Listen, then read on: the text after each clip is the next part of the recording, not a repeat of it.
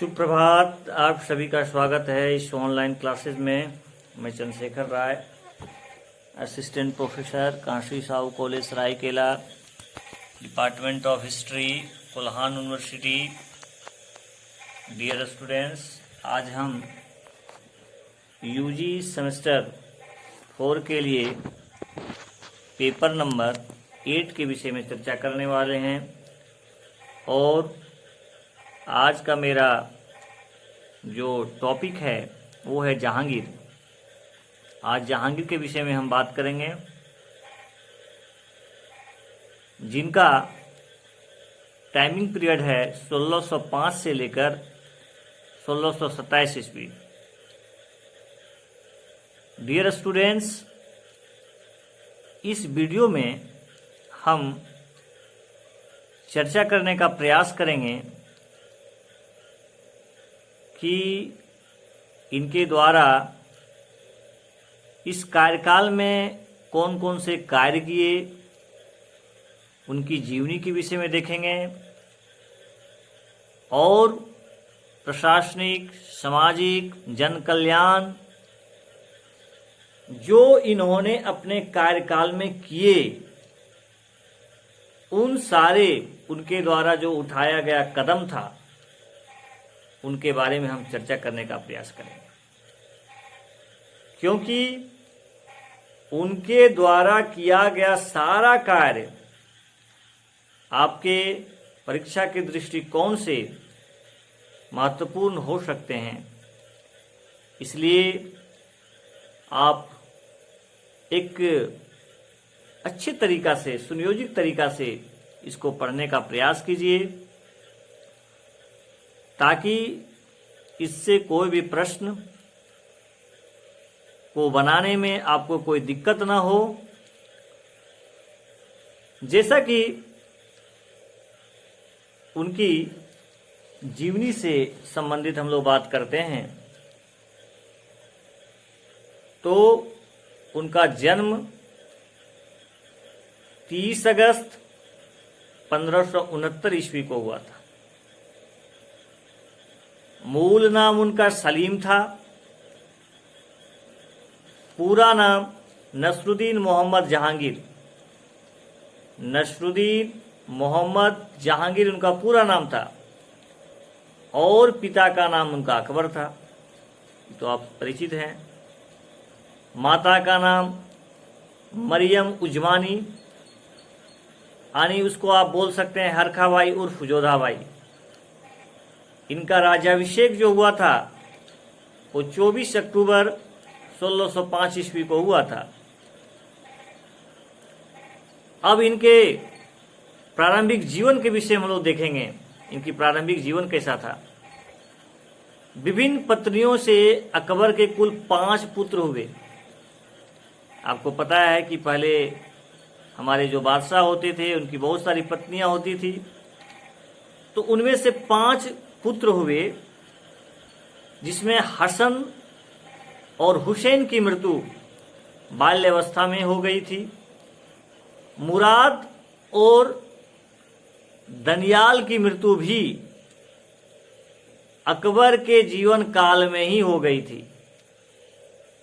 एकमात्र जीवित पुत्र सलीम शेष बचा, जो जहांगीर के नाम से उसका उत्तराधिकारी हुआ। नसरुद्दीन मोहम्मद जहांगीर का जन्म अभी आपको मैं बताया कि 30 अगस्त 1569 ईस्वी को मरियम उजमानी यानी आमेर के राजा भारमल की पुत्री हरखाबाई उर्फ जोधाबाई के गर्भ से हुआ था। इसके जन्म से पूर्व अकबर ने अनेक प्रार्थनाओं और सूफियों के दरगाहों की यात्रा की, जिसके फलस्वरूप फतेहपुर सिकरी के प्रसिद्ध सूफी संत शेख सलीम चिश्ती के आशीर्वाद से उसे पुत्र रत्न की प्राप्ति हुई। इनके प्राप्त श्रद्धा यानी इनके प्रति श्रद्धा प्रकट करने के लिए इन शहजादे का नाम उन्होंने सलीम रखा। और इसी सलीम को अकबर जो है सो प्यार से शेखू बाबा कहकर पुकारता था। और अभी जो मैं आपको बोला कि शेखू बाबा जिस बादशाह को पुकारा जाता था उसका नाम जहांगीर है।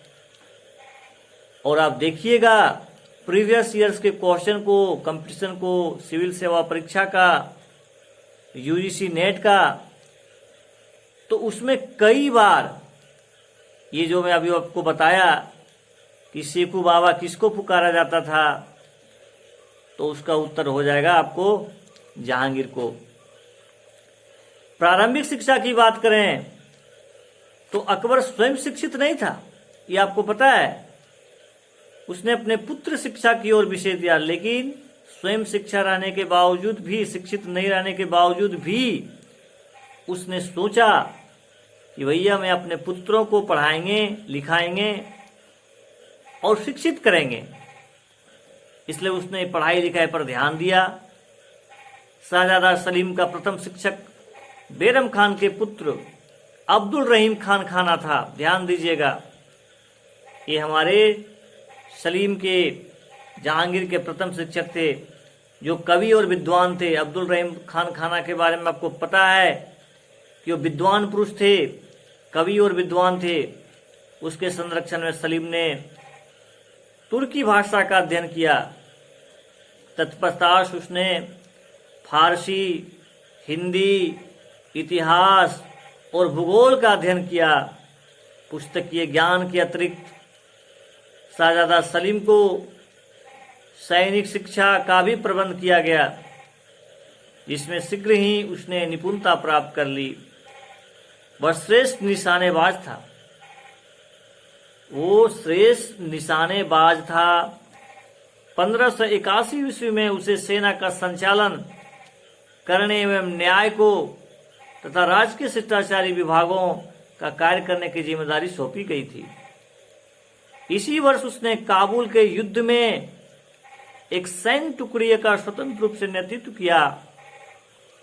इस समय उसकी आयु मात्र 12 वर्ष की थी। प्यारे विद्यार्थी जी, यदि हम उनके मैरिज के विषय में बात करें, विवाह के विषय में बात करें, तो तत्कालीन मुगल बादशाह के अनुरूप शाहजादा सलीम ने भी अनेक विवाह किए। उनका पहला विवाह अंबर जयपुर के राजा भगवान दास की पुत्री और राजा मान सिंह की बहन मानबाई से 1585 में हुई। इसी से शाहजादा खुसरो का जन्म हुआ और मानबाई को सलीम ने शाह बेगम का पद प्रदान किया। किंतु बाद में उसने अपने पुत्र खुसरो के विद्रोही प्रवृत्ति से दुखी होकर अत्यधिक अफीम खाकर आत्महत्या कर ली थी। शाह बेगम को इलाहाबाद में खुल्दाबाद के बाग में दफनाया गया। सलीम का दूसरा विवाह 1586 में राजा उदय सिंह की पुत्री जगत गोसाई यानी जोधाबाई मालिका ए जहां से हुआ। इसी से शाहजहां खुर्रम यानी भविष्य में शाहजहां का जन्म हुआ। जगत गोसाई सलीम का प्रिय पत्नी में से एक थी। ठीक है, जगत गोसाई जो थी वो आपका सलीम के सबसे प्रिय पत्नियों में से एक थी। सलीम के तीसरे पुत्र परवेज का जन्म उसकी एक पत्नी साहिब जमाल से और चौथे पुत्र शहरयार का जन्म एक रखेल से हुआ। बादशाह बनने के बाद जहांगीर ने 1611 ईस्वी में अली कुलेब की विधवा मेरू निशा से विवाह किया तथा उसे नूर महल और नूर जहां की उपाधि प्रदान की। अब थोड़ा सा आपको पता है कि जो बड़े बादशाह होते हैं उनके खिलाफ में षड्यंत्र भी होती है, उनकी बहुत सारी समस्या भी होती है, क्योंकि सब एक जैसे तो राज्य में होते नहीं हैं, राजमहल में होते नहीं है। कोई आपका समर्थक होंगे, कोई आपकी जो है सो विरोधी होंगे। तो इसलिए शाहजादा शहजादा सलीम को भी बहुत सारे विद्रोहों, बहुत सारे षड्यंत्रों का सामना करना पड़ा। अब हम लोग थोड़ा सा देखेंगे सलीम के विरुद्ध कैसा षड्यंत्र हुआ। अकबर के अंतिम दिनों में सलीम शीघ्र गद्दी प्राप्त करने के उद्देश्य विद्रोही हो गया था। अकबर उसके इस व्यवहार से बहुत दुखी रहता था, इसलिए वह सलीम के स्थान पर उसके पुत्र खुसरो को अपना उत्तराधिकारी बनाने पर विचार करने लगा। अकबर के इस विचार से शाहजादा सलीम के विद्रोही गुट को बल मिला, जिसमें आमेर के राजा मान सिंह और मिर्जा अजीज कोका प्रमुख थे। खुसरो राजा मान सिंह का भांजा और मिर्जा अजीज कोका का दामाद था। वह संयमी और सुसंस्कृत था। उसके व्यक्तित्व से दरबार में उसकी प्रशंसकों की संख्या बढ़ती गई।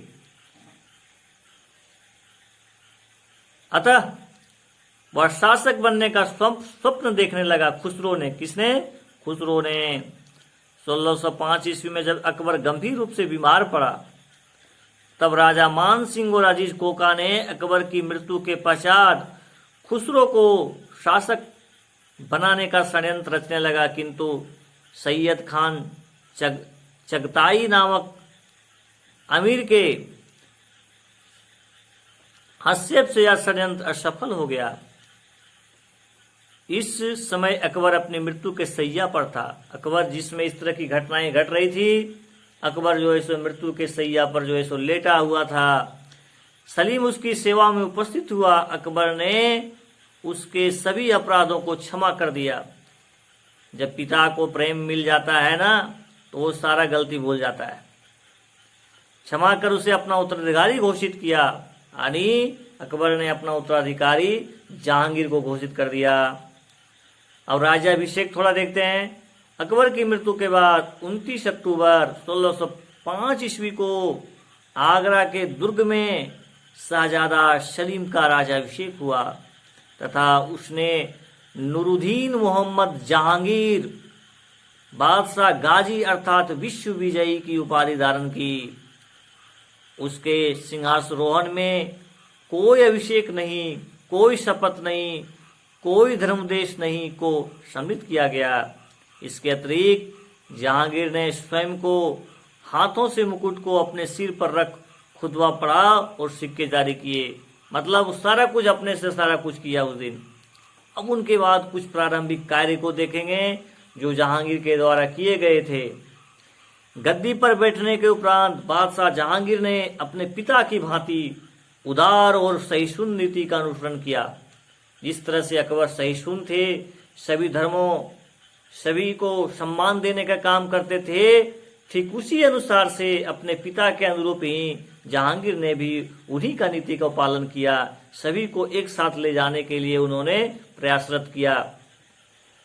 उसने कैदियों को जेल से मुक्त कर दिया। देखिए कितना अच्छा अच्छा कार्य किया उसने कैदियों को जेल से मुक्त कर दिया। पुराने विश्वासपात्र पदाधिकारियों और मंत्रियों को उसके पदों पर रहने दिया।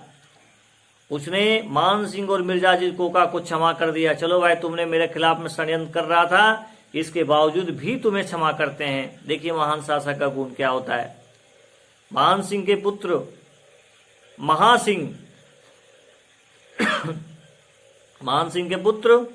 महासिंह को 2000 को मनसब शाही दरबार में सम्मिलित कर लिया गया। दरबार में जो है सो 2000 मनसब दे करके दरबार में उसको शामिल कर लिया गया। अबुल फजल के पुत्र अब्दुल फजल भी उस समय तक मर गया था, लेकिन जहांगीर उदार प्रवृत्ति को दिखाते हुए अब्दुल रहमान को 2000 का मनसब तथा शाही दरबार में विशिष्ट स्थान प्रदान किया। मिर्जा ग्यास बेग को एतमादौला की उपाधि तथा अबुल फजल के हत्यारे वीर सिंह बुंदेला को 3000 का मनसब दिया। देखिए अबुल फजल के जो हत्यारा था वीर सिंह बुंदेला को इसने 3000 का मनसब प्रदान किया गया। इसके अतिरिक्त अब्दुल समद खान के पुत्र शरीफ खान 5,000 के मनसब के साथ प्रधानमंत्री का पद तथा बड़ी मोहर का धारक बनाया गया।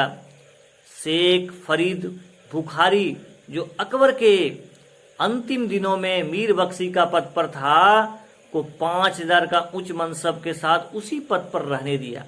देखिए, जहांगीर ने उतना बड़ा फेरबदल नहीं कर रहे हैं।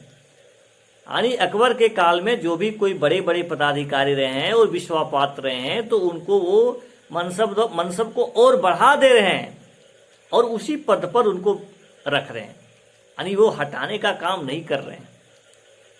तो एक अच्छा गुण इनके अंदर दिख रहा है। इसी प्रकार से जहांगीर ने अपने निकट मित्रों वफादार साथियों को उसके प्रमुख पद प्रदान कर शाही मंत्रालय का पुनर्गठन किया। जहांगीर एक न्यायप्रिय शासक था। अपने न्यायप्रियता प्रदर्शित करने के लिए महल के बाहर उसने एक विशुद्ध सोने की बनी एक जंजीर की व्यवस्था किया। देखिए कितना अच्छा नया नया व्यवस्था जहांगीर ने किया। यानी एक जंजीर की व्यवस्था की जिसमें एक घंटी बनी थी। वो जंजीर में क्या बनी थी? एक घंटी। अब कोई भी आदमी जो है सो जाके घंटी बजा देगा, इसका मतलब है उसको न्याय मिलेगा। यानी बादशाह ने उसकी न्याय को सुनने का काम करता था। वकायत ए जहांगीरी, इसको याद रखिएगा। कौन सा ग्रंथ? वकायत ए जहांगीरी नामक ग्रंथ से ज्ञात होता है कि जहांगीर ने आगरा किले से यमुना नदी के किनारे तक 30 गज लंबा एक सोने की जंजीर जिसमें 60 घंटियां लटकी हुई थी। वो जंजीर में कितनी घंटियां लटकी हुई थी? 60 घंटियां टंगवाई, जिसे न्याय का जंजीर कहा जाता है। और उस जंजीर में जो 60 घंटियां लगी हुई थी उसे न्याय का जंजीर कहा जाता है, जिसका उद्देश्य फरियादी को सम्राट तक सीधा फरियाद का अवसर प्रदान करना। यानी जिसको जो कष्ट है वो घंटी बजा देता था, बादशाह उसके साथ न्याय करने का काम करता था। तत्पश्चात जहांगीर अपने 12 अपना अध्यादेश एक कानून बनाया और जारी किया कि भाई इसको फॉलो होना चाहिए राजमहल में। तो 12 अध्यादेश जहांगीर ने जारी किया। तो इसको 12 अध्यादेश को आप कॉपी में नोट करके उसको याद कर लीजिएगा कि जहांगीर का जो है 12 अध्यादेश को क्या था, क्या क्या उन्होंने बोला था। तो जहांगीर के 12 अध्यादेश। जहांगीर अपनी आत्मकथा, देखिए कौन सा बुक है, ये बहुत इंपॉर्टेंट है, बहुत बार एग्जाम में पूछ लिए जाते हैं। जहांगीर अपनी आत्मकथा तुजुके ए जहांगीरी, उनकी देखिए पुस्तक का नाम है तुजुके ए जहांगीरी, में लिखता है कि मैं साम्राज्य में 12 अध्यादेश जारी किए। कौन लिखता है? जहांगीर लिखता है। किसमें लिखता है? तुजुके ए जहांगीरी में लिखता है कि मैंने साम्राज्य में 12 अध्यादेश जारी किए तथा यह आदेश दिया कि ये सभी जगह लागू किया जाए। यानी जहांगीर ने जो 12 अध्यादेश जारी किए, उन्होंने इसको सभी जगह लागू करने की बात की गई। मतलब ऐसा नहीं है कि कोई एक जगह लागू होगा, इसको जो है सो सभी जगह लागू किया जाए। क्या है भाई वो 12 अध्यादेश? पहला याद रखिएगा, करों, ब्रैकेट में बोल सकते हैं जकात, तमगा, मीर बहरी आदि का निषेध। अब जकात उकात नहीं लगेगा, इस पर बैंड कर दिया उसने। दूसरा अध्यादेश क्या था? सड़कों पर चोरी डकैती के संबंध में नियम। उसने नियम बना दिया कि चोरी डकैती होता है तो उसका क्या सजा मिलेगा, उसने नियम बना दिया। तीसरा है मृत्यु व्यक्तियों की संपत्तियों पर उसके उत्तराधिकारी का अधिकार होगा। अरे भैया कोई आदमी मर गया तो उसके उत्तराधिकारियों का उसका पर अधिकार होगा, ये नहीं कि कोई दूसरा उसको छीन लेगा। उत्तराधिकारी ना होने की स्थिति में यह संपत्ति राज्य कर्मचारियों द्वारा सार्वजनिक भवनों, कुओं, तालाबों के निर्माण में व्यय की जाएगी। यदि उसका कोई उत्तराधिकारी नहीं है, कोई वारिस नहीं है, तब जो है सो सड़कों के निर्माण में, तालाबों के निर्माण में उस संपत्ति के धन से उसका उपयोग होगा। ठीक है, चलिए चौथा उसका अध्यादेश था मादक वस्तुओं के उत्पादन पर बिक्री पर रोक। अपने वो शराबी था, गंजेड़ी था, शराब के नशा में डूबा रहता था, लेकिन देखिए वही व्यक्ति क्या किया था, मादक वस्तुओं के उत्पादन और बिक्री पर रोक लगा दिया था। वाह, है ना। पांचवा है घरों की, कुओं तथा अंग विच्छेदन का निषेध। घरों की, कुओं तथा अंग विच्छेदन का निषेध। छठा है संपत्ति पर बलपूर्वक अधिकार करने की मनाही। कोई भी संपत्ति पर बलपूर्वक, आपके पास ताकत है और उसको जबरदस्ती कब्जा कर ले रहे हैं तो ये सही नहीं है, आपको सजा मिल जाएगी। सातवां है चिकित्सालयों के उचित प्रबंध, यानी किसी के इलाज के लिए अच्छी व्यवस्था हो, कोई दिक्कत ना हो, हर बीमारी के इलाज संभव हो, ऐसा व्यवस्था जहांगीर ने करने को कहा। निश्चित दिनों, जैसे देखिए कौन कौन दिन महत्वपूर्ण है, बृहस्पतिवार को जहांगीर का सिंहासोषण के दिन और रविवार को अकबर के जन्मदिन पर पशु निषेध होगा। जहांगीर ने अपने दरबार में नियम बना दिया कि देखो भैया, बृहस्पतिवार के दिन और तुम रविवार के दिन कोई पशुओं की बलि नहीं दी जाएगी। ठीक है, क्योंकि इसके पीछे कुछ राज है। क्योंकि बृहस्पतिवार के दिन जहांगीर का राजाभिषेक हुआ था और रविवार का जो है अकबर का जन्म हुआ था, इसलिए उस दिन को बहुत कदर करता था। उस दिन वो किसी भी प्राणी की हत्या नहीं करता था। देखिए वो कैसा शासक था। नौवां है रविवार के प्रति सम्मान, यानी रविवार जो है सो उसके पिता हैं, पिता का जन्म हुआ था, इसलिए उसके प्रति उनका विशेष लगाव था। 10वां है जागीरों तथा मनसबों को सम्मान प्रमाणीकरण, यानी उसका प्रमाणीकरण हो, ऑथेंटिक हो। 11 है मदद से मांस आइमा भूमि का प्रमाणीकरण और 12 है बंदियों को क्षमादान। जो बंदी है, जेलों में बंद है, उसको क्षमा कर दिया जाए ताकि वो अपना जीवन बसर अच्छे ढंग से कर सके, स्वतंत्र कर सके। तो प्यारे विद्यार्थी जी, आज बहुत संक्षिप्त ढंग से आपको मैं जहांगीर के बारे में, उनके प्रारंभिक जीवन और उनके द्वारा कुछ जो षड्यंत्र किए गए थे उनके विषय में चर्चा किए और उनके द्वारा जो कुछ जन कल्याण कार्य के लिए उसमें कुछ हम संक्षिप्त ढंग से आपको हम जैसे न्याय के जंजीर के विषय में थोड़ा चर्चा किए। तो आज के लिए बस इतना। आप सभी को बहुत बहुत धन्यवाद।